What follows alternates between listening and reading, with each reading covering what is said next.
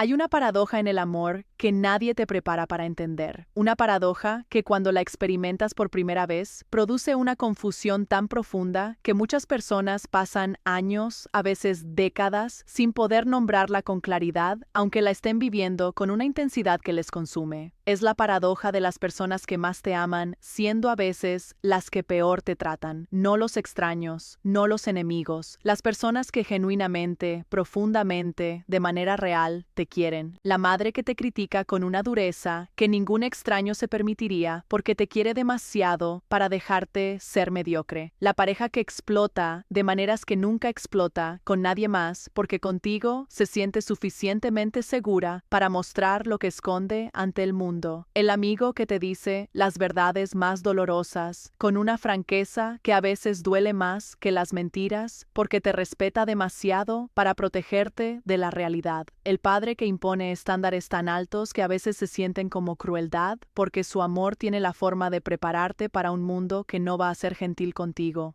Y también la pareja que te trata peor que a cualquier otra persona en su vida, precisamente porque tu presencia activa en ella cosas que nadie más activa. El familiar que te hiere de maneras específicas que solo son posibles porque conoce exactamente dónde estás más vulnerable. El amigo que te falla en los momentos más importantes, precisamente cuando su inversión emocional en tu relación es tan alta que el miedo a perderte produce comportamientos que ninguna lógica puede justificar.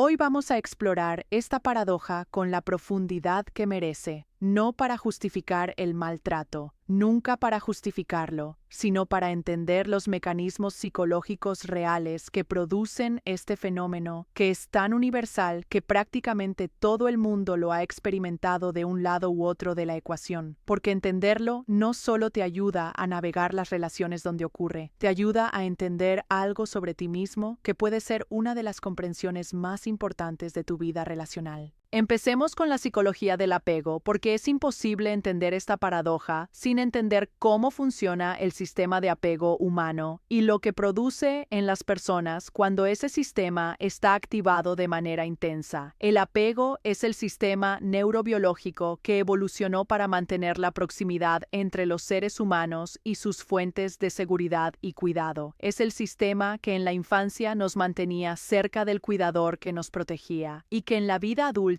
se activa con las personas que se convierten en nuestras figuras de apego significativas, las parejas románticas, los amigos más íntimos, los familiares más cercanos. Y cuando ese sistema de apego está profundamente activado con alguien, cuando esa persona se convierte en una figura de apego significativa, ocurre algo que tiene consecuencias directas sobre el comportamiento que nadie te explica de manera suficientemente clara. El sistema de regulación emocional, el mecanismo a través del cual gestionamos nuestros estados internos, se organiza parcialmente alrededor de esa persona. Su presencia o ausencia, su aprobación o desaprobación, la sensación de seguridad o amenaza en la relación con ellos, empieza a influir en el estado emocional de maneras que no ocurren con personas con quienes el apego no está tan profundamente activado. Lo que esto produce en el comportamiento es algo que resulta familiar para cualquiera que haya estado en una relación de apego intenso.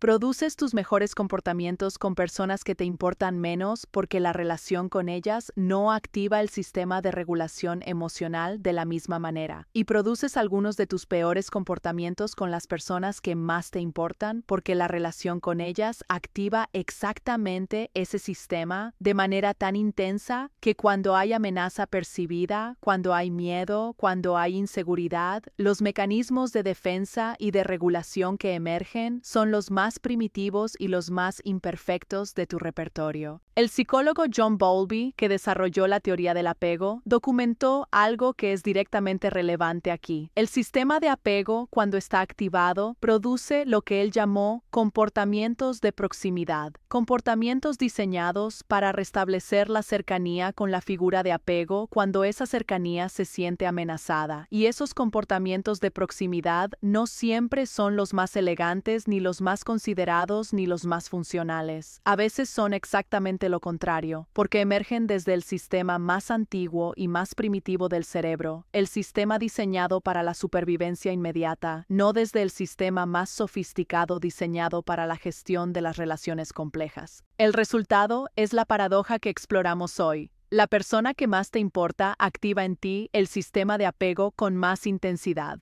Esa intensidad produce mayor vulnerabilidad. Esa vulnerabilidad produce mayor reactividad ante las amenazas percibidas. Y esa reactividad produce a veces comportamientos que nunca producirías con alguien que te importa menos, precisamente porque con alguien que te importa menos, la amenaza percibida no activa el mismo nivel de respuesta de emergencia. Ahora hablemos de algo igualmente importante, la manera en que el historial de apego temprano configura los patrones que se activan en las relaciones adultas de alta intensidad. Porque la paradoja de que el amor produce a veces el peor trato no es uniforme en todas las personas. Hay personas cuya versión de esta paradoja es relativamente suave, y hay personas cuya versión es devastadoramente intensa. Y la diferencia tiene raíces específicas y documentadas en cómo se formó el sistema de apego en sus experiencias tempranas. Los psicólogos Mary Ainsworth y Mary Main identificaron diferentes estilos de apego que se forman en la infancia y que con algunas modificaciones importantes por las experiencias posteriores continúan operando en las relaciones adultas. El apego seguro que se forma cuando el cuidador fue consistentemente disponible y responsivo produce adultos que pueden tolerar la intensidad del amor sin que esa intensidad active los mecanismos más primitivos de manera desbordante. El apego ansioso que se forma cuando el cuidador fue inconsistentemente disponible produce adultos cuyo sistema de apego está crónicamente activado en alerta ante la posible pérdida de la figura de apego. Y el apego evitativo que se forma cuando la expresión de necesidad fue consistentemente ignorada o penalizada produce adultos que desactivan el sistema de apego como mecanismo de protección, pero que cuando ese sistema se activa de todas formas, lo hace con una intensidad que puede producir comportamientos que sorprenden tanto al que los produce como al que los recibe. En las relaciones adultas de alta intensidad, cuando el apego está profundamente activado, esos estilos tempranos emergen con una claridad que a veces no es visible en las relaciones de menor intensidad de apego. El adulto, con apego ansioso, puede volverse hipervigilante ante cualquier señal de distancia en la relación y producir comportamientos de demanda o de crítica que nunca produciría en una relación de menor intensidad emocional. El adulto con apego evitativo puede retirarse precisamente en los momentos de mayor intimidad, cuando el nivel de proximidad activa el miedo al abandono que el sistema evitativo intentaba proteger, y ambos patrones,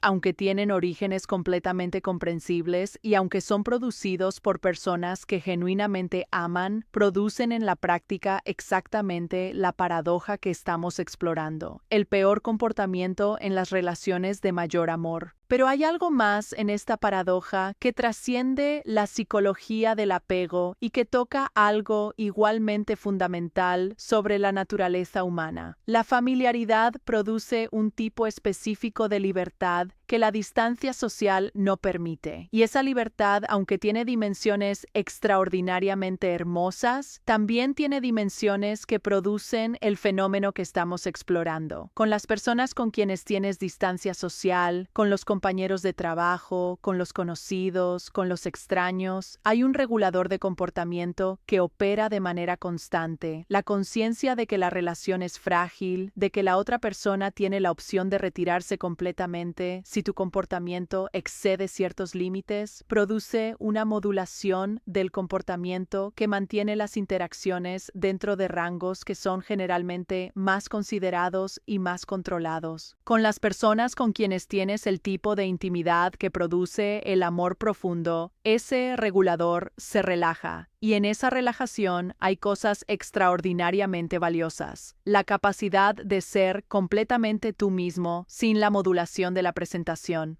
La posibilidad de mostrar las partes de ti que no están en su mejor versión sin el miedo de que esa exposición destruya la relación. la libertad de expresar lo que sientes sin el filtro de la corrección social que gobierna las interacciones menos íntimas. Pero en esa misma relajación del regulador también se cuela algo que produce la paradoja, la expresión de frustraciones, de miedos, de inseguridades, de necesidades que en otros contextos sociales permanecen controladas, la reactividad ante las amenazas percibidas que en otros contextos sería modulada por la distancia social, pero que en el contexto de la intimidad profunda emerge con toda su intensidad sin ese filtro. Y el resultado es que a veces las personas que más amas se convierten en el lugar donde depositas lo que no puedes depositar en ningún otro lado. No intencionalmente, no maliciosamente, sino porque son el lugar más seguro disponible para lo que de otra manera no tiene dónde ir. Ahora quiero decir algo que es absolutamente fundamental para que esta conversación sea genuinamente responsable y no simplemente una justificación elaborada de comportamientos que producen daño real. Entender por qué ocurre este fenómeno no es lo mismo que aceptarlo como inevitable o como tolerable de manera indefinida. La comprensión psicológica de por qué alguien que te ama puede tratarte peor que los demás es valiosa porque te ayuda a no personalizar el comportamiento de manera que produce más daño del necesario, porque te ayuda a distinguir entre el comportamiento que viene del amor herido y el comportamiento que viene de un carácter que no tiene disposición de crecer, porque te ayuda a tener conversaciones más productivas sobre lo que ocurre en la relación cuando hay suficiente seguridad para tenerlas.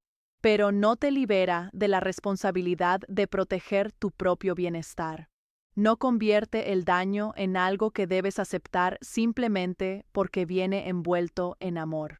Y no exime a quien produce el daño de la responsabilidad de hacer el trabajo que reduce ese daño con el tiempo.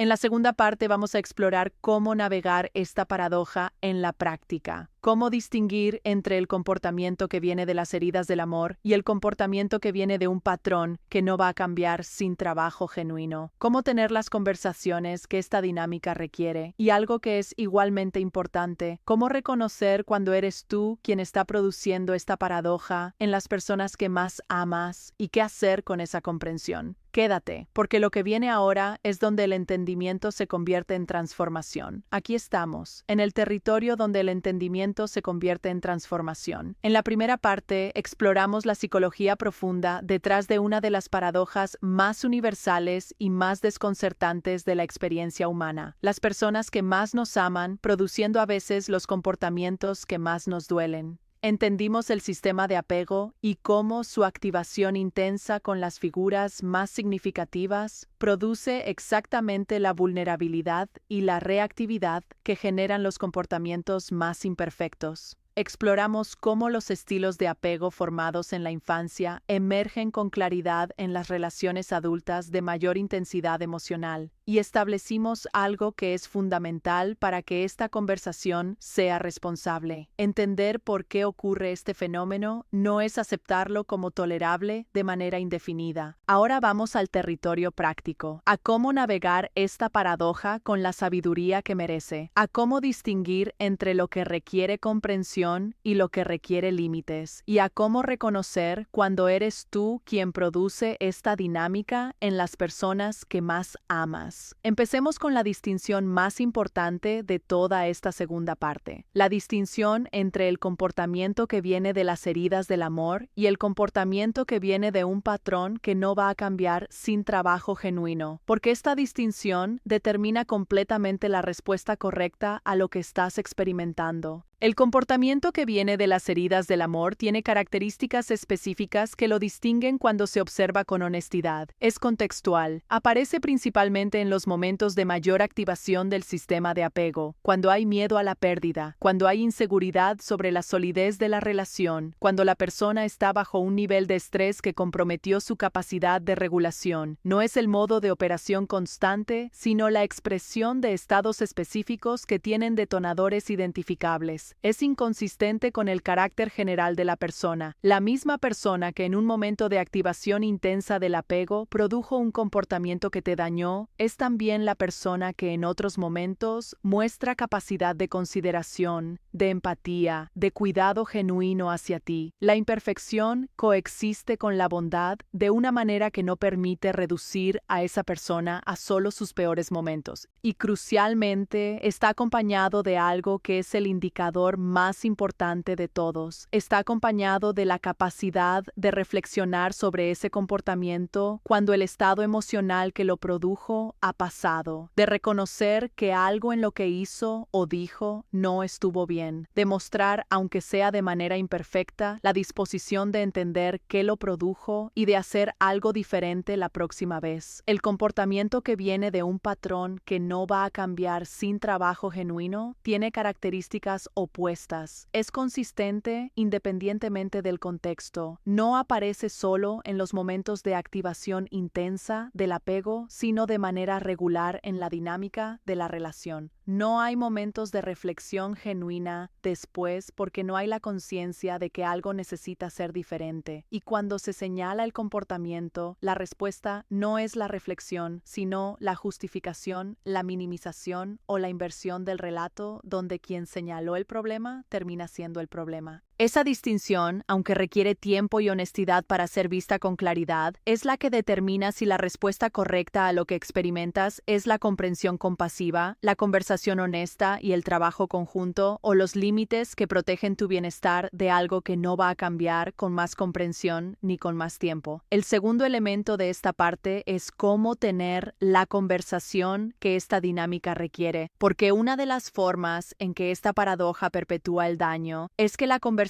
necesaria frecuentemente no ocurre en el momento correcto ni de la manera correcta. El error más común es tener esa conversación en el momento inmediatamente después del comportamiento que produjo el daño, cuando el sistema de apego de ambos está todavía activado de manera intensa, cuando la defensa está alta en ambos lados, cuando la capacidad de escuchar genuinamente lo que el otro dice está comprometida por la intensidad del estado emocional. En ese momento la conversación raramente produce comprensión, frecuentemente produce escalada. La conversación que tiene posibilidad de producir algo real ocurre cuando ambos han tenido suficiente tiempo para que la intensidad del estado emocional haya disminuido lo suficiente para que el acceso al sistema más sofisticado de procesamiento, la corteza prefrontal, esté genuinamente disponible, cuando ninguno de los dos está en el pico de la activación que produjo el incidente. Y esa conversación tiene una estructura específica que maximiza su posibilidad de producir comprensión en lugar de más conflicto. Comienza desde la experiencia propia en lugar de desde la acusación sobre el comportamiento del otro. No lo que hiciste estuvo mal, sino cuando ocurrió esto, yo sentí esto. No eres una persona que hace esto, sino en ese momento la dinámica entre nosotros produjo algo que me afectó de esta manera específica. Esa distinción entre hablar desde la experiencia propia y hablar desde la acusación del comportamiento ajeno no es solo una técnica de comunicación, es el reconocimiento de que ambos son protagonistas en la dinámica que estamos explorando, que el comportamiento que produjo el daño no ocurrió en el vacío, sino en el contexto de una relación donde los dos están activando algo en el otro que está más allá de la decisión consciente de hacerlo. El tercer elemento es el más difícil de abordar, pero el más necesario para que esta conversación sea completamente honesta. Es la pregunta sobre cuándo eres tú quien produce esta paradoja en las personas que más amas, porque esta paradoja es bidireccional. Si la has experimentado recibiéndola, es casi seguro que en algún grado también la has producido, con alguien, en algún contexto, en algún momento donde el nivel de tu apego hacia esa persona y el nivel de tu activación emocional en ese momento produjeron un comportamiento que nunca habrías producido con alguien que te importa menos.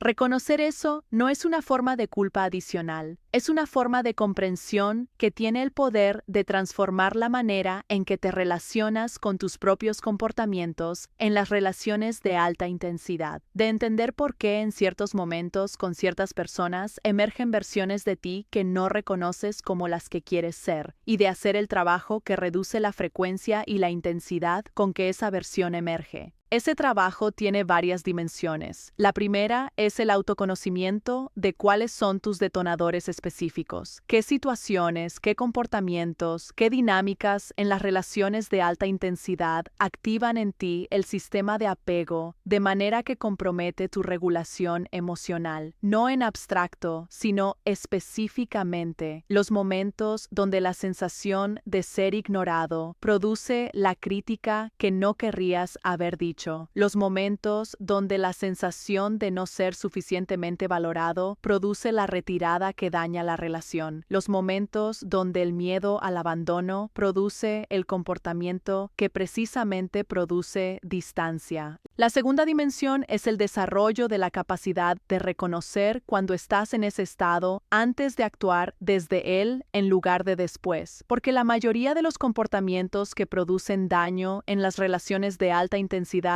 no son decisiones deliberadas, son reacciones que ocurren antes de que el sistema reflexivo tenga tiempo de intervenir, y el trabajo de reducir esa reactividad no es simplemente decidir no ser reactivo, es desarrollar la capacidad de reconocer el estado de activación intensa lo suficientemente temprano para que la pausa que impide la reacción dañina sea posible. La tercera dimensión es la responsabilidad después. No como autoflagelación, no como el colapso de culpa que paradójicamente produce más demanda de regulación emocional de la relación en lugar de menos, sino como el reconocimiento genuino y específico de lo que ocurrió y de su impacto, el reconocimiento que no viene con el pero que lo anula, el que dice esto que hice o dije no estuvo bien y entiendo el impacto que produjo sin la inmediata redistribución de responsabilidad que convierte el reconocimiento en negociación. El cuarto y último elemento de esta segunda parte toca algo que es profundamente esperanzador en todo lo que hemos explorado. Esta paradoja no es un destino, no es la naturaleza inevitable de las relaciones de amor intenso. Es un patrón que con la comprensión correcta y el trabajo genuino puede ser transformado de manera significativa, aunque probablemente nunca completamente eliminado, porque la vulnerabilidad que produce es inseparable de la profundidad del amor que la genera. Las relaciones que logran transformar este patrón de manera más completa comparten características que son identificables y cultivables. Tienen una cultura de conversación honesta sobre lo que ocurre en la dinámica entre los dos que no se limita a los momentos de crisis, sino que es parte del tejido ordinario de la relación. Tienen la disposición mutua de hacer el trabajo individual sobre los propios patrones de apego, en lugar de solo señalar los del otro. Y tienen la comprensión compartida de que los momentos donde uno de los dos produce su peor comportamiento son momentos de vulnerabilidad que requieren compasión además de límites. Y ahora llegamos al final, al cierre que merece todo lo que construimos hoy.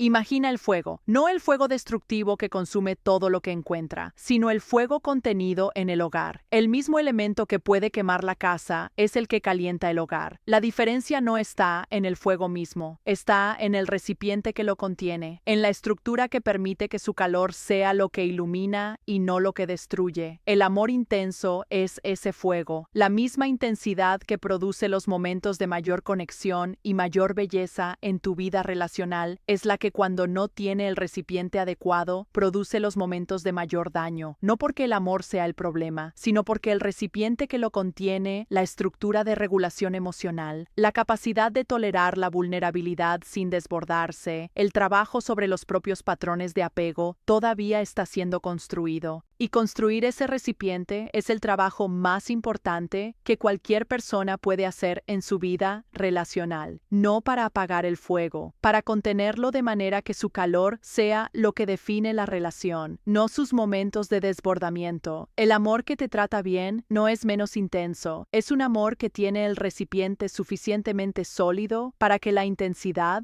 produzca luz en lugar de quemaduras. Construye el recipiente con trabajo, con honestidad, con la compasión que mereces tanto como la persona que amas, y deja que el fuego haga lo que el fuego siempre quiso hacer: calentar, iluminar, no quemar.